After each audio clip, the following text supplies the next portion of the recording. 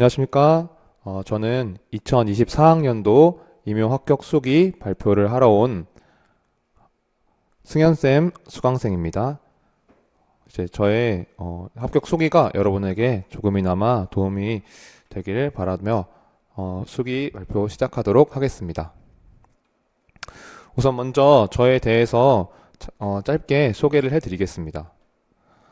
저의 이제 최종 합격 성적은 다음과 같고요. 그래서 1차 시험 성적은 70.67점을 맞았고 2차는 89.3점을 맞아서 총 159.97점을 점수로 합격을 하였습니다. 상세 점수를 보시면은 교육학이 13.67점을 맞았고 그다음에 전공이 57점인데 이제 저의 가채점 결과로는 정확하진 않지만 과교론이 한 17에서 18점 정도 맞았고 전공이 한 39에서 40점 정도 맞았던 걸로 제가 확인을 하였습니다.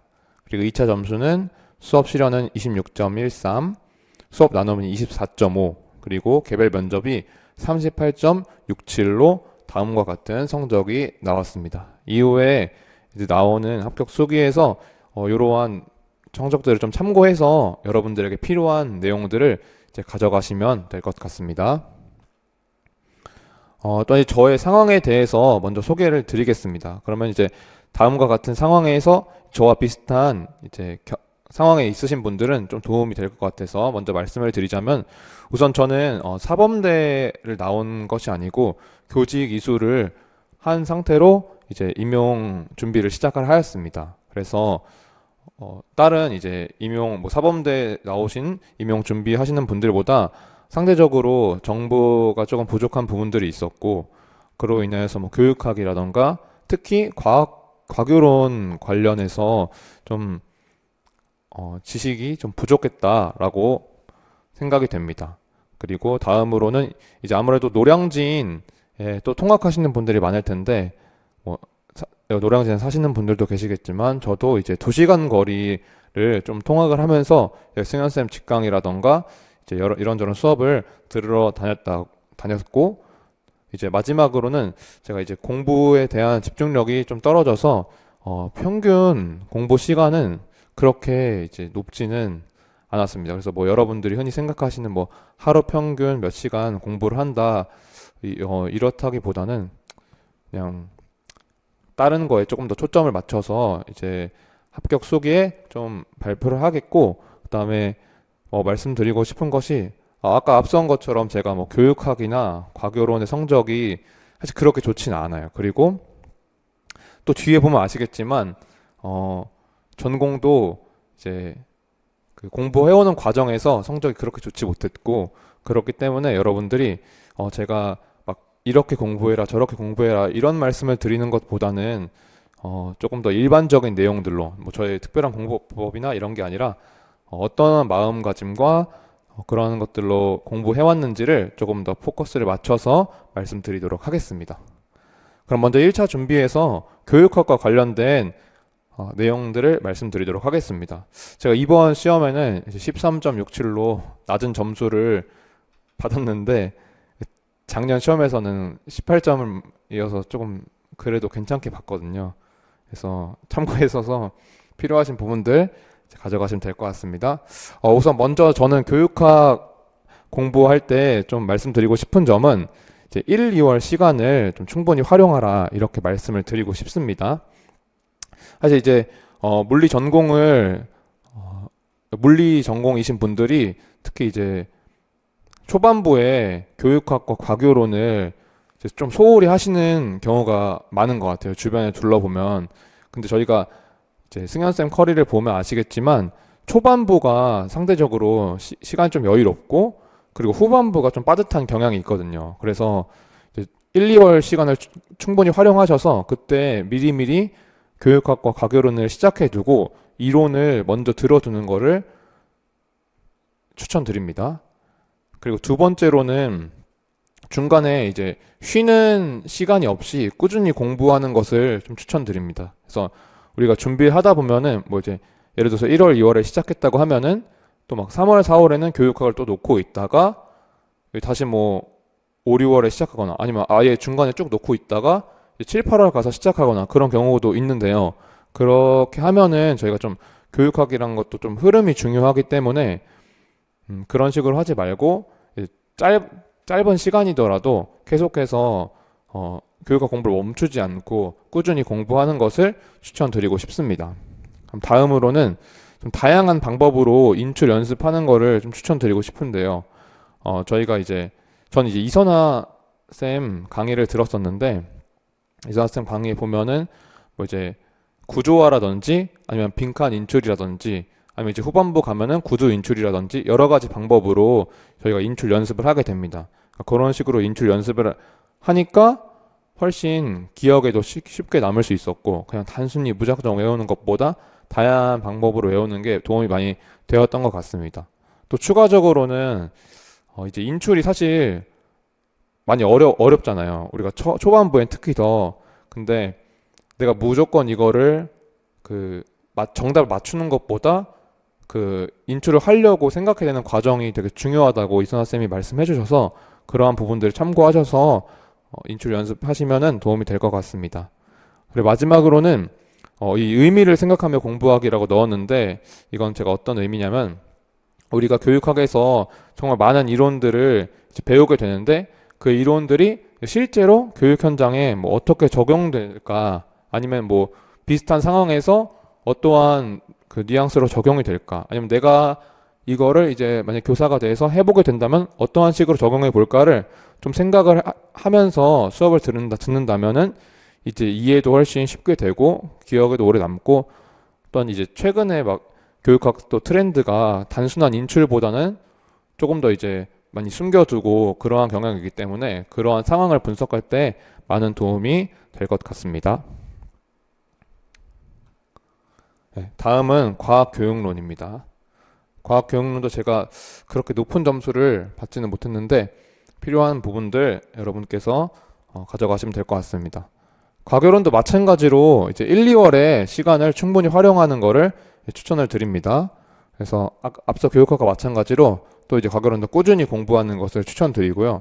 그다음에 이제 세 번째 내용이 기출 문제를 풀면서 답변 뉘앙스를 파악한다라고 적어놨는데, 저는 이제 과교론을 처음 공부할 때 이제 이 노량진에 와서 이제 처음 그 이론을 공부하고 김은경 쌤 강의를 들으면서 공부하게 되었는데, 이론 처음을 들을 때는 약간 그래서 이게 이제 어떻게 문제가 되는 거지에 대해서 좀 모호한 부분이 있었거든요. 근데 이후에 이제 기출문제 강의를 듣다 보니까 이제 우리가 배웠던 내용들이 이런 식으로 답변으로 나오는구나 라는 것을 좀 파악하게 되었습니다. 그래서 그냥 이론만 보면은 어떻게 공부해야 될지가 되게 모호한 게 좀 느껴져요. 그래서 어느 부분을 봐야 될지, 그리고 어떤 식으로 내가 뭐 암기를 해야 될지 이런 부분이 되게 어려워지는데, 그때 이제 기출 문제를 좀 보면서 이러한 식으로 문제가 나오고 내가 그 이론들을 이렇게 답변을 적어야겠구나 라는 것을 좀 생각하면서 공부를 하면은 조금 더 그 과교론을 공부할 때 가진 그 모호함이 조금 더 해결되고 명확하게 느껴진다고 생각이 됩니다. 그래서 이러한 식으로 기출 문제를 잘 보면서 공부를 하시면 좋을 것 같습니다. 그리고 다음으로는 이제 과교론에 또 실험 문제가 나오잖아요. 전공 실험 문제. 그래서 그런 문제들은 승현쌤 모의고사에 정말 잘 나와 있습니다. 그래서 올해부터 승현쌤이 실전 모의고사에도 과교론 문제를 내주셨거든요. 근데 거기서도 이제 뭐 전공 실험 문제를 내주셨는데, 그러한 부분들이 저도 실제 시험에서 실험 문제를 푸는데 정말 많은 도움이 되었습니다. 그래서 여러분도 그러한 점을 참고하셔서 많은 도움을 얻으시면 될 것 같습니다. 너무 걱정 안 하셔도 됩니다. 그리고 마지막으로는 사실 이거는 좀 이제 개인적인 생각이긴 한데, 근데 약간 위험할 수도 있지만, 이제 회독 이후에는 좀 중요한 영역 위주로 공부를 하면 어떨까라고 생각이 들었습니다. 그래서 이제 첫 회독 때는 뭐 모든 영역을 당연히 자세히 보고, 그다음에 제 개인적인 생각으로는 과교론에 이제 물리 과목에서는 좀 불필요하다기보다 이제 자주 나오지 않는 영역들도 분명히 존재한다고 생각이 되기 때문에 이제 그러한 부분들까지는 첫 해독 때 자세히 보고 이후에는 이제 기출 위주로 보면서 스스로 좀 주요 영역을 이제 생각해서 그걸 위주로 공부하는 것을 추천드리고 싶습니다.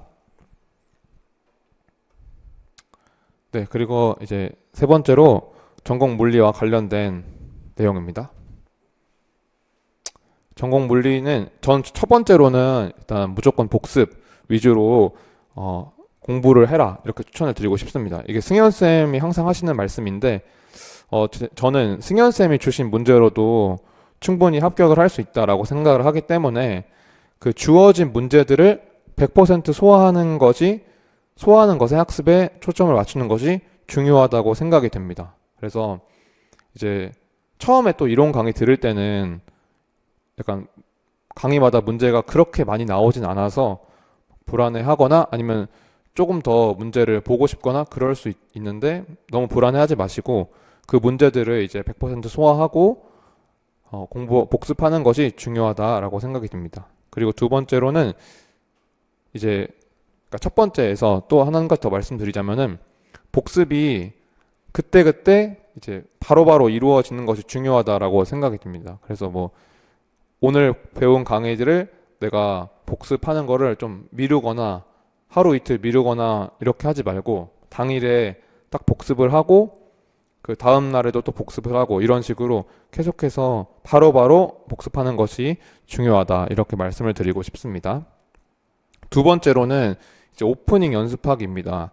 그래서 이것도 또 승현쌤이 지속적으로 언급을 하실 텐데요. 아마 수업을 들으시다 보면은 그래서 오프닝 연습이 좀 필수로 해줘야 된다고 생각을 하는데 이 가장 중요한 이유가 제 생각에는 실전에서의 문제 푸는 속도와 그다음에 전략을 세우는 것에 되게 유리하고 큰 도움이 되기 때문입니다. 그래서 이 오프닝을 통해서 문제를 무작정 푸는 것이 아니라 내가 방향성을 잡고 시작을 하기 때문에 실수할 가능성도 적어지고 문제가 푸는 속도가 빨라지게 됩니다. 그리고 실전에서는 사실 시간 관리가 또 생명인데 이제 검토도 해야 되고 뭐 실수한 거 있는지도 확인을 해야 되고 하니까 근데 오프닝을 통해서 이제 내가 풀어야 될 문제들과 풀지 말아야 될 문제들을 좀 빠르게 구분을 할 수가 있어서 내가 오늘 이 시험에서 어떠한 방식으로 임할 것인지 그런 전략 설정과 시간 관리에 좀 되게 유리하다라고 생각이 됩니다.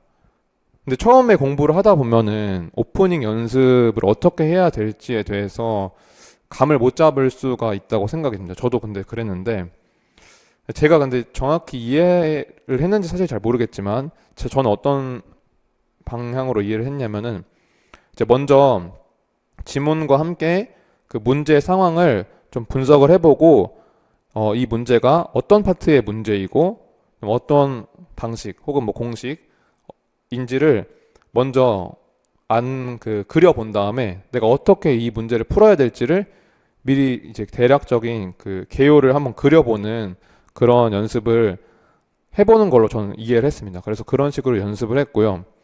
그래서 이러한 오프닝 연습이 이제 숙달이 된다면은 실제 시험에서 앞서 말한 전략 설정에 매우 유리하게 작용될 것이라고 말씀드리고 싶습니다. 그리고 마지막 세 번째로는 이제 이론 강의를 좀 소홀히 듣지 말자 이렇게 말씀드리고 싶습니다. 제가 총 승현쌤 강의를 인간과제에서 3번을 들었거든요. 근데 그 3번의 이론 강의를 들으면서 느낀 것은 들을 때마다 뭔가 이해되는 내용들이 이제 하나하나 추가가 되더라고요. 같은 파트를 들어도 이제 처음 들을 때랑 두 번째 들을 때랑 그리고 세 번째 들을 때마다 내가 이해되는 영역들이 점점 더 확장이 되어 가는 걸 좀 느꼈습니다. 그래서 근데 우리가 한번 이제 들으면은 또 이제 물리 다 전공이신 분들이기 때문에 이론 강의 들으면은 그냥 다 이해했다고 생각을 하게 되는 것 같아요. 저도 그랬고 근데 사실상으로는 전혀 그렇지 않다는 거를 좀 말씀을 드리고 싶습니다. 그래서 이제 1월부터 7월까지가 이론 강의가 진행이 되는데 이제 이때는 다른 어떤 추가적인 뭐 문제도 좋지만 그것보다는 먼저 이론 공부를 가장 우선으로 해서 내가 그 내용을 확실하게 이해하는 거에 좀 초점을 맞춰서 공부를 하는 것이 중요하다고 생각이 듭니다. 그래서 이론 복습을 제대로 하지 않고 이제 문제에 들어가서 문제를 이제 많이 푸는 것이 아니라 이론 복습을 확실하게 하고, 그리고 또 승현쌤이 외우라고 한 것도 다 외우고, 그 다음에 이제 그 이론 강의 때 나오는 그 문제들로 학습한 이론들을 좀 적용을 하는. 그래서 앞에서 말한 거랑 좀 연관 짓자면 이제 이론 공부를 먼저 하고, 그 다음에 이론 강의 때 주신 그 문제들에 내가 배운 이론들을 오프닝 연습을 통해서 적용을 시켜보면은 조금 더 이 이론 복습이라던가 오프닝 연습에 훨씬 효율적인 공부 방법이 될 수 있다라고 생각이 듭니다. 그래서 저는 그러한 방식으로 여러분이 공부를 하시는 것을 추천드리고 싶습니다. 다음으로는 이제 좀 태도랑 마음가짐에 대해서 말씀을 드리고 싶은데, 약간 보통은 이제 전공 물리와 관련된 내용입니다. 참고하셔서 들으시면 좋겠고, 첫 번째로는 편하게 공부하지 말기입니다.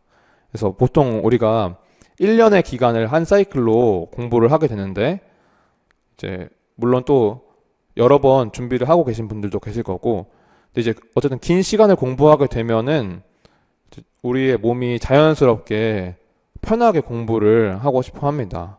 근데 이제 그 편함에 안주하게 되면은 공부가 제대로 이루어지지 않고 좀 내가 할 수 있는 그 최대한의 효율을 발휘하지 못하게 되어서 되게 안 좋은 상황에 처하게 된다고 생각을 합니다. 저의 경우에는 이제 아까 앞서 소개해드린 것처럼 2시간 거리를 통학을 했기 때문에 수업이 끝나면은 얼른 집에 가서 쉬고 싶은 마음이 이제 강했는데, 그래서 그렇게 이제 공부를 진행을 한 날들이 되게 많았어요. 근데 이제 그렇게 되면은 이제 그런 마음으로 집을 가버리면은 피곤한 몸으로 공부가 이제 될 리가 없었고, 당연히 쉬고 싶겠죠. 그래서 그러면 집에서 있는 시간도 꽤 되는데 그 시간을 날려버리고 이제 그러한 시간들이 많았습니다. 그래서 이후에 이제 그거를 깨닫고 마음을 고쳐먹고 이제 또 수업 후에도 스터디를 또 잡아서 복습 스터디를 하고 수업 듣고 난 다음에, 그리고 수업 시작하기 전에도 스터디를 통해서 공부 시간을 좀 최대한 확보하려고 노력했습니다. 그래서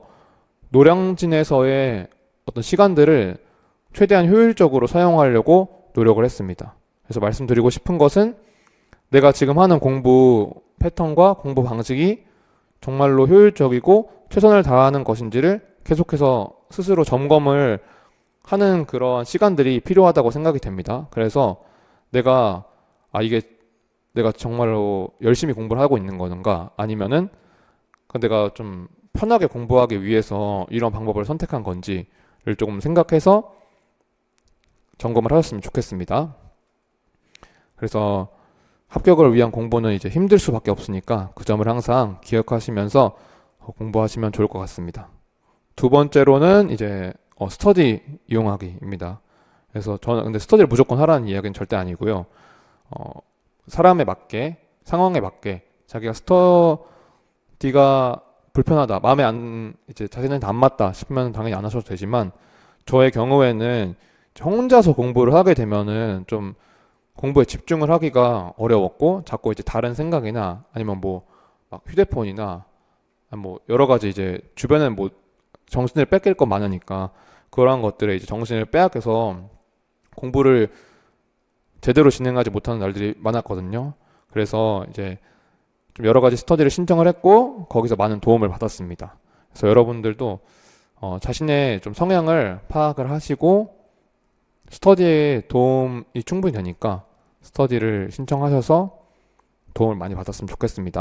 그러니까 혹시 근데 이제 새로운 사람과의 만남이 좀 불편해서, 그러니까 내가 방금 말한 그러한 성향인데 뭔가 새로운 사람과 만나서 감기 스터디를 하는 것이 불편해서 이제 주저하고 있다면은 걱정하지 마시고 승현쌤에게 도움을 요청해서 스터디를 신청하시면은 좋을 것 같습니다. 승현쌤이 항상 친절하게 도움을 주시니까 걱정하지 마셔도 됩니다. 근데 또 주의할 점은 스터디가 당연히 제대로 진행이 되어야 한다는 것이겠죠. 그래서 서로에게 도움이 안 되는 스터디가 이제 운영이 되고 있다면은 양해를 구하고 다른 스터디를 구하거나 다른 방안을 찾아보는 것을 추천드립니다. 다 임용을 준비하시는 분들이기 때문에 그런 것에 대해서 이제 막 안 좋게 생각하거나 그런 분들은 거의 없거든요. 그래서 그것도 너무 부담 가지지 마시고 본인에게 가장 좋은 방향으로 항상 고민하셔서 공부를 하시면은 될 것 같습니다.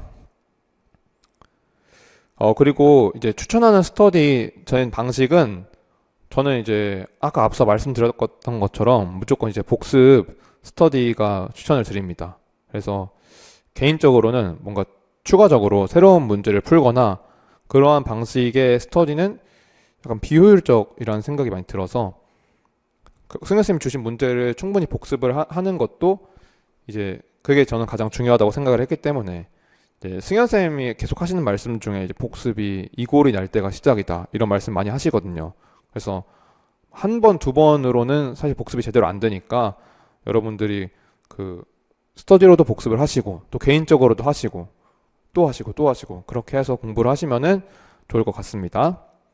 다음 세 번째로는 이제 슬럼프 극복에 관한 이야기입니다.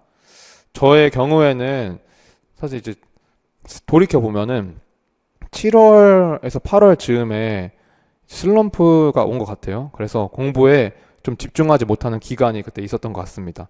그래서 이럴 때는 자신의 상황을 빠르게 인지하고 벗어나는 것이 중요합니다. 그래서 주위를 좀 둘러보면은 다들 이때쯤 해서 한 번씩 약간 마음이 좀 풀리고, 왜냐면 좀 그래도 한 뭐 6, 7개월간 공부를 해왔으니까 해이해지는 것 같더라고요. 그래서 공부 계획을 짜면서 7에서 8월 혹은 뭐 빠르면 6월쯤 이제 내가 슬럼프에 빠진 것은 아닌지, 내가 지금 정말 공부에 마음을 잡고 있는지를 돌아보는 시간을 한번 가지면 좋을 것 같습니다. 그 슬럼프에서 벗어나는 방법은 뭐 다양한 방법이 있기 때문에 제가 뭐 이렇게 하라 저렇게 하라 말씀을 드린다기보다는 그냥 이제 그 시간쯤에 7월에서 8월쯤에 일반적으로 임용을 준비하시는 분들이 한 번쯤 이 슬럼프를 겪거나 이제 마음이 해이해지는 경우가 있는 것을 제가 목격을 해서 이제 여러분이 공부 계획을 짤 때 그쯤에 나의 공부 태도랑 그런 것들을 한번 점검해 보자 이렇게 계획을 하시고 돌아보면은 이제 내가 지금 슬럼프에 빠진 것인지 아니면 제대로 공부를 하고 있는 것인지를 확인할 수 있을 것 같습니다. 그래서 뭐 스터디를 이용하거나 아니면 승현쌤께 상담을 요청하는 방법도 좋은 방안이라고 생각이 됩니다. 그리고 네 번째로는 이제 약한 영역의 팁이라고 적어놨는데, 공부를 하다 보면은 사람마다 약한 부분이 생길 수도 있다고 생각을 합니다. 저의 경우에는 전자기학이 항상 계속 약했거든요. 그래서 전기장과 전위를 구하는 것도 좀 많이 힘들었는데, 또 올해 이제 시험에도 그런 문제가 나왔잖아요. 그래서 저는 승현쌤이 알려주신 여러 가지 방법들을 좀 꿀팁으로 자주 이용했는데, 뭐 올해 이제 시험 문제를 예로 들자면은 중첩의 원리를 이제 이용해서 그 푸는 방식을 아예 문제 유형과 그 방식을 외워버렸습니다. 그래서 내가 좀 이해가 어렵고 손에 익지 않은 영역들이 있다면은 그러한 영역들에 한해서 그냥 통으로 외워서 공부하는 것도 하나의 방법이라는 생각이 듭니다. 승현쌤이 이제 후반부 가면은 또 그러한 스킬들을 또 잘 알려주시거든요. 그러니까 초반부에는 좀 이론에 집중해서 정석대로 열심히 공부를 해보시고 이후에 이제 도저히 내가 이 부분은 안 되겠다 그런 판단이 서시면은 이제 승현쌤이 알려주신 여러 가지 방법들을 외워서 푸는 것도 하나의 방법이라고 생각이 듭니다. 그리고 이제 다섯 번째로 후반부 강의와 모의고사 기간에 관련한 이제 내용들입니다.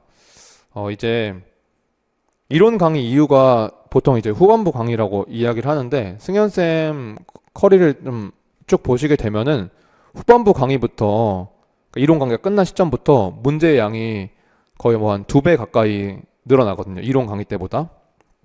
그래서 이제 앞선 이론 강의에 그 내가 하던 공부의 양보다 좀 버거울 수가 있습니다. 그래서 아까 말씀드린 것이 처음에 과교론과 교육학을 1, 2월에 좀 타이트하게 공부를 하고 꾸준하게 공부하라고 한 것도 이러한 이유입니다. 그래서 이제 후반부에 교육학과 과교론까지 하려고 하면은 전공 문제 그 양이 감당이 안 되거든요. 그래서 후반부로 들어올수록 전공 비중이 공부량에서 높아지기 때문에 이제 참고하셔서 공부 계획을 짜시면 될 것 같고, 역시 또 그냥 저는 공부 방법은 이제 복습하시는 것을 추천드립니다.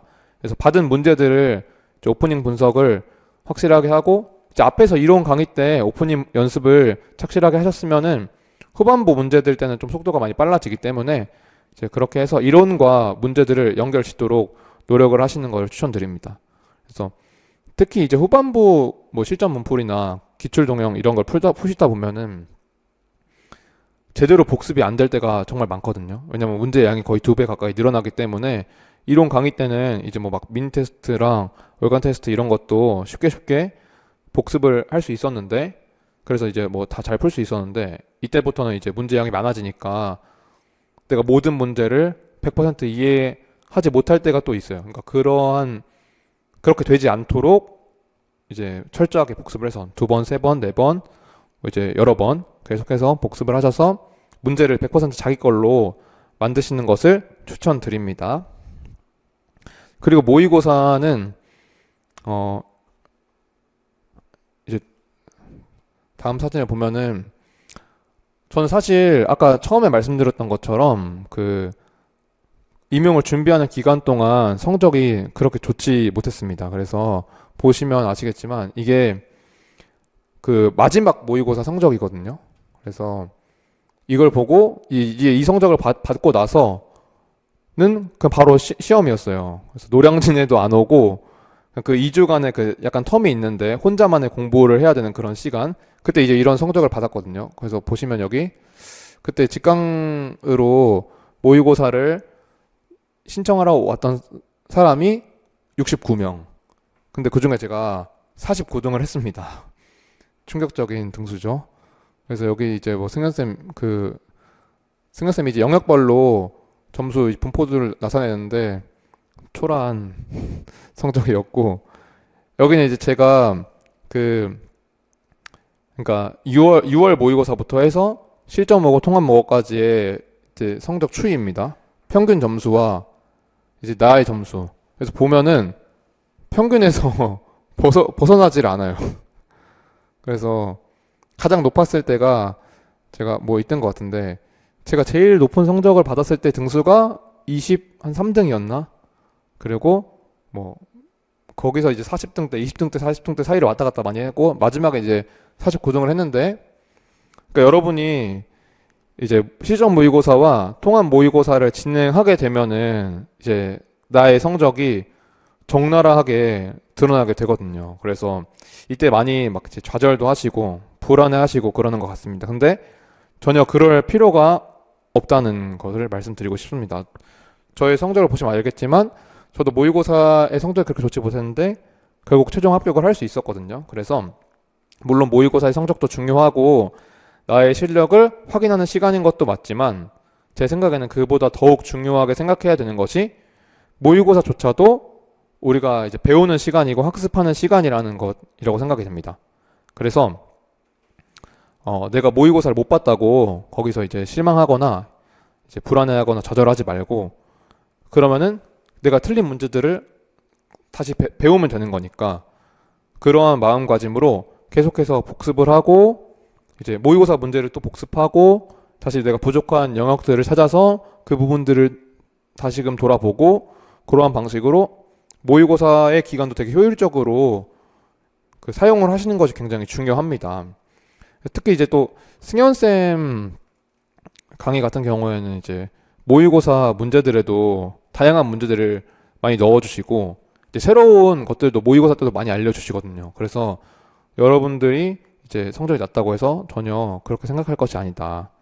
그것도 다 학습하고 끝까지 이제 포기하지 않고 공부를 이어나가다 보면은 좋은 성적으로 이제 합격할 수 있는 그러한 길이 될 거라고 저는 생각이 듭니다. 그래서 너무 어쨌든 모의고사 성적에 너무 연연하지 마시고 그 시간마저도 우리가 배우는 시간으로 이제 포기하지 마시라는 점을 말씀드리고 싶습니다. 다음으로는 이제 2차 준비인데요. 저도 사실 근데 2차 준비는 그렇게 앞선 성적에서 보셨던 것처럼 높은 성적은 아니기 때문에 저도 좀 그 일반적인 영역에 대해서 말씀드리도록 하겠습니다. 첫 번째로는 스터디를 빠르게 구하셔야 된다. 이렇게 말씀을 드리고 싶어요. 그래서 1차 시험이 끝나면은 좀 해방감이 살짝 들기 때문에 사람들이 많이 놀고 싶어 하시거든요. 저도 물론 그랬고, 쉬고 싶고, 좀 그러고 이제 또 2차가 스터디 위주로 보통 준비를 하다 보니까 막 그냥 학원 띡 신청하면 되는 게 아니라 자기가 막 알아보고 찾아보고 뭐 이제 카페도 가입해서 스터디도 올리고 스터디 구인글도 확인해야 보고 이런 과정 굉장히 귀찮은데 그래서 이제 미루는 경우들이 있어요. 근데 절대 그러시면 안 되고 빠르게 스터디를 구하고 이제 내가 2차 준비를 어떻게 준비를 할 것인지를 미리 계획을 하시는 것이 굉장히 중요합니다. 그래서 1차 끝난 후에 이제 안주하지 마시라 라고 말씀드리고 싶고, 두 번째는 이제 이론 공부를 먼저 좀 집중을 해서 하셨으면 좋겠다고 말씀을 드리고 싶습니다. 스터디를 위주로 이제 진행이 되긴 하는데 면접도 그렇고 이제 특히 뭐 경기 지역 같은 경우는 시책과 관련된 내용들도 자주 나오니까 면접과 그 다음에 수업 나눔, 뭐 수업 실현은 또 이제 교과서 분석 이런 게 있겠죠. 그래서 그런 부분들이 우선적으로 이제 그 준비가 꼭 필요한 과정입니다. 그래서 내가 그냥 무작정 뭐 수업 실현하고 면접하고 수업 나눔 해보고 이런다기보다는 그 이론을 공부하는 기간도 분명히 필요하기 때문에 이제 스터디 빠르게 구하시고 그러한 부분들도 이제 자기가 계획해서 준비를 하시면 될 것 같습니다. 그리고 세 번째로는 세 번째, 네 번째는 좀 연결이 되어 있는 건데 자신의 어떤 실현, 나눔, 면접을 스스로 피드백해보는 시간이 꼭 필요합니다. 그래서 스터디를 진행을 하게 되면은 이제 뭐 보통 4명이서 진행을 하면은 세 분이 저의 것에 대해서 피드백을 해주시는데 그 내용을 다시 보고 그걸 토대로 내가 이제 어떻게 했었지?를 기억을 하면서 다시금 피드백을 해보는 것이 중요하고 이제 그 피드백을 통해서 네 번째 있는 구조화를 하셔야 됩니다. 그래서 그냥 내가 실현하고 나눔하고 면접을 특히 나눔과 면접도 답변에 대한 구조화가 꼭 필요합니다, 여러분. 그래서 그냥 이게 나눔이 즉석에서 본다고 즉석에서 답변을 하시면 안 됩니다. 그래서 미리 자기가 어떠한 방향으로 답변을 할 건지 뭐 예를 들면 뭐 나의 교육관이라던가 이런 것들은 미리미리 정해서 내가 어떻게 답변을 할 건지 뭐 도입 문장으로는 뭐 상황에 따라서 어떤 것을 사용할 건지 이런 것들을 미리미리 준비를 해서 스터디 때 그 구조화한 내용들을 연습을 하셔야 됩니다. 그래서 스터디 때 무작정 내가 무작정 실현을 해보고 나눔을 해보고 면접을 해보고 이러는 것이 아니라 내가 그 틀을 다 만들어 두고 그거를 시험해 보는 시간이라고 생각을 하셔서 그런 식으로 접근을 하시면은 도움이 많이 되실 것 같습니다. 네, 저는 여기까지고요. 여러분들이 저의 이제 합격 수기에서 필요하신 부분과 도움이 되는 부분들을 잘 찾으셔서 꼭 임용 합격을 하셨으면 좋겠습니다. 감사합니다.